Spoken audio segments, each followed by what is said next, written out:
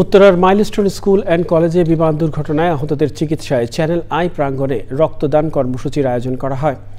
দিনব্যাপী চলা এই কর্মসূচিতে চ্যানেল আই পরিবার, ইনসেপ্ট ফার্মাসিউটিক্যালসের কর্মীরা সহ সাধারণ মানুষের অংশগ্রহণের সুযোগ ছিল। একই কর্মসূচি বৃহস্পতিবারও দিনব্যাপী চলবে। মিথিলা নাজনীর রিপোর্ট। বান্ডেল থাকলে প্রতি সেনমানিতে টাকা বাঁচবে। বিকাশ সেনমানি বান্ডেল কিনে জিতুন প্রতি লেনদেনে। উত্তরার মাইলস্টোন স্কুল অ্যান্ড কলেজে ঘটে যাওয়া ভয়াবহ দুর্ঘটনায় আহতদের চিকিৎসা সহায়তার হাত বাড়াতে চ্যানেল আই প্রাঙ্গণে রক্তদান কর্মসূচির আয়োজন।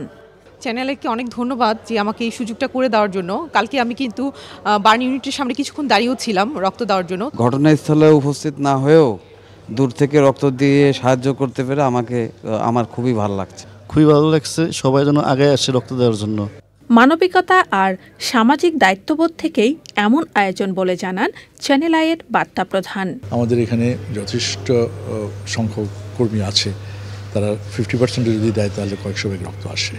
তো সে কারণে এই আয়োজনটা আমি মনে করি যে এটা সবারই এই দায়িত্ব এর মধ্যে থাকা দরকার। কারণ যেই করুণ ঘটনাটা ঘটেছে, আমি তো শুধু এক ব্যাগ রক্ত দিয়ে আমি পার্টিসিপেট করছি, কিন্তু যেই মায়ের কোল খালি হয়েছে, যে বাবার কোল খালি হয়েছে, সেটা তো আর শোধ কোনোদিন হবে না। চ্যানেল আই এবং কোয়ান্টাম ফাউন্ডেশনের যৌথ আয়োজনে দিনভর এই কর্মসূচিতে চ্যানেল আই পরিবারের বাইরেও অনেকে রক্ত দিয়েছেন। আমি চ্যানেল আইয়ের স্টাফ না, আমি বাইরের লোক। তো চ্যানেল আইয়ের প্রাঙ্গণে রক্ত কার্যক্রম শুরু করছে, সেজন্য জানতে পারি আমি এখানে আসছি রক্ত দিতে। আমি তাদের পাশে দাঁড়াতে পেরে আমি নিজেকে ধন্য মনে করছি। চ্যানেল আইতে আজকের আয়োজনে অনেক ভালো একটা রেসপন্স পেয়েছি। এই ব্লাডগুলো আমরা পৌঁছে দিচ্ছি স্ক্রিনিং টেস্ট এবং ক্রস ম্যাচ সহ। দুর্ঘটনায় নিহতের ঘটনায় শোক জানিয়েছে চ্যানেল আই পরিবার এবং আহতদের দ্রুত আরোগ্য কামনা করা হয়েছে।